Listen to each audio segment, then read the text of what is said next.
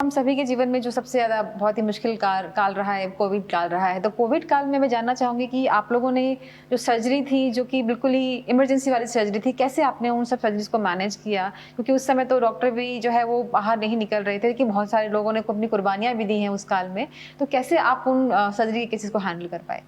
नहीं, उसमें बस इमरजेंसी सर्जरीज़ पे ही फ़ोकस होता था जी। और जो भी इलेक्टिव ऑपरेशंस हैं उनको तो हम लोग नहीं कर रहे थे, नहीं वो तो कर बंद ही हो गई थी जी, जी। Elective operations. जी, जी। तो इमरजेंसी सर्जरी में तो फिर सारे प्रिकॉशंस लेके हुँ। और पेशेंट का टेस्ट भी करा लिया और कोविड के लिए भी टेस्ट करा लिया। जी। लेकिन ऐसा भी हुआ है कि कोविड से लोग ग्रसित हैं, उनकी भी सर्जरी हुई है जी।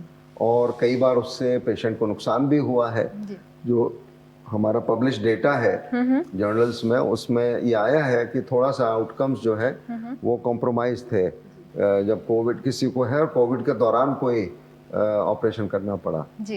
तो लेकिन करना पड़ा तो क्योंकि मे करना बी इम्यून पड़ा। सिस्टम उनका डाउन था और इसीलिए इन्फेक्शंस की बिल्कुल। संभावनाएँ उस और समय ज़्यादा इसमें थी। तो देखिए एक समस्या बहुत बड़ी आई जी। जब आपको याद होगा सेकंड वेव में जब जी। बहुत ज़्यादा लोगों ने स्टेरॉइड का उपयोग किया। जी। कुछ लंग जो लोगों के लंग में इन्फेक्शन हो रहा था उसके लिए, और कुछ दवाइयाँ थी जो हमारी रोग प्रतिरोधक क्षमता को कम करती हैं। हुँ।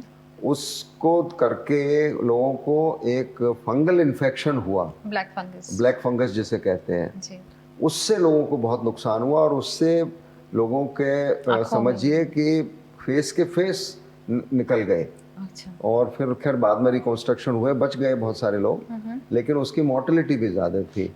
तो क्या मतलब जो ब्लैक फंगस है ये स्पेसिफिकली ब्लैक फंगस का इन्फेक्शन ही क्यों कोविड पेशेंट में देखा वो गया? इवन सब क्योंकि रोग प्रतिरोधक क्षमता कम हो गई, हाँ। तो फंगल इन्फेक्शन तभी होता है जब हमारी इम्यूनिटी कम हो जाती है, जी। रोग प्रतिरोधक क्षमता कम हो जाती है, और वो स्टेरॉइड की वजह से हुआ। उस समय जो रेमडेसिविर मेडिसिन दी गई थी, उसके बारे में आप क्या कहना चाहेंगे? लोगों ने बिल्कुल ब्लाइंडली उस मेडिसिन को यूज़ वो भी किया, तो क्या वो कारामद थी? क्या वो काम की नहीं, उस वो समय? बिल्कुल एक हाइप हो गई थी उस दवा की जी। और ऐसा लगता था कि लोगों को कि वो ले लेंगे तो शायद बच जाएंगे, जी। लेकिन ऐसा हुआ नहीं। जी। बल्कि बहुत सारे लोग मेरे ख्याल उस से हमें तो अभी तक ये भ्रांति है कि उस मेडिसिन ने हम लोगों को ठीक किया, बचा के नहीं, रखा। बिल्कुल भी नहीं। जी। वो तो ये है कि जिसे बचना था वो बचा और जिसे नहीं बचना था वो नहीं बचा। जी। रेमडेसिविर के तो ट्रायल आ गए थे और उस समय ही आ गए थे, डब्ल्यूएचओ के ट्रायल आ गए थे। लेकिन मेरे ख्याल से ये बात उस पब्लिक नहीं हुई और लोगों ने उसमें बहुत नहीं, पैसे हम लोगों कमाए। ने तो बहुत चैनल पे बैठ लेकिन बैठ के ये बात बहुत कहा। पैसे कमाए लोगों ने रेमडेसिविर हाँ के नहीं, और ऊपर। बल्कि कह रहे हैं उस समय नकली रेमडेसिविर भी चल रही थी, जी, जी, जी। तो नकली से बहुत सारे लोग बच गए। तो आप समझ सकते हैं तो कितना हाइप जी। थी उसकी दवा की,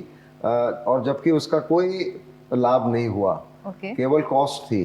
ओके। और एक एक वो बन जाता है लोगों को, एक ये होता है कि ये लग जाएगी तो शायद मैं ठीक हो और जाऊं। जो मलेरिया की मेडिसिन दी जा रही थी उस समय बचने के लिए कोविड से, उसका भी उसका। कोई बहुत साइंटिफिक बेसिस नहीं था। जी। जो क्लोरोक्विन का भी जी। कोई साइंटिफिक बेसिस बहुत ज़्यादा नहीं था। हुँ। लेकिन अब यही है कि अब किसी ने कुछ कह दिया, उसके भी ट्रायल हो गए, कुछ उसका कोई उसका भी कोई रिजल्ट निकल कोई के नहीं आया। एडवांटेज नहीं उसको मिला, कोई लाभ नहीं था उसको देने से भी। जी। तो basically it was a viral illness. Hmm. Covid was a viral illness जो आज भी हो रहा है।